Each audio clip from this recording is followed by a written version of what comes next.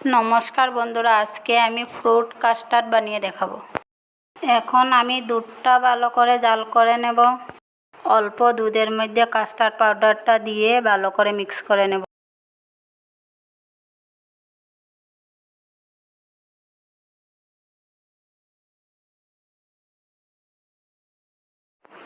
বানিয়ে রাখা কাস্টার্ড পাউডারের গুলটা দুধের মধ্যে দিয়ে দেব। এখন দুধটা অনবরত নাড়তে হবে, নয়তো কাস্টার্ডটা কড়াইয়ের নিচে লেগে যাবে।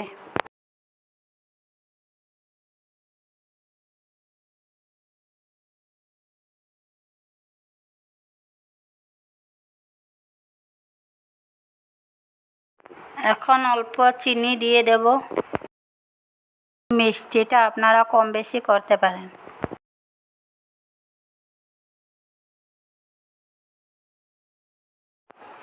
আমি দুধটা একবার দেখিয়ে দেব।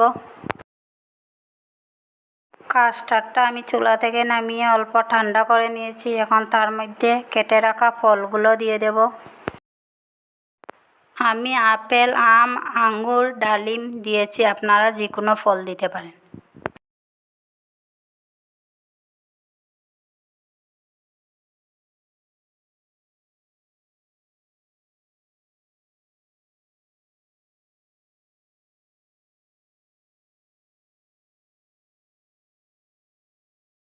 আমার ফ্রুট কাস্টার্ডটা রেডি হয়ে গেছে। এখন একটা বাটির মধ্যে ঢেলে নেব। ঢেলে ফ্রিজের মধ্যে অল্প দেরি ঠান্ডা করে নেব।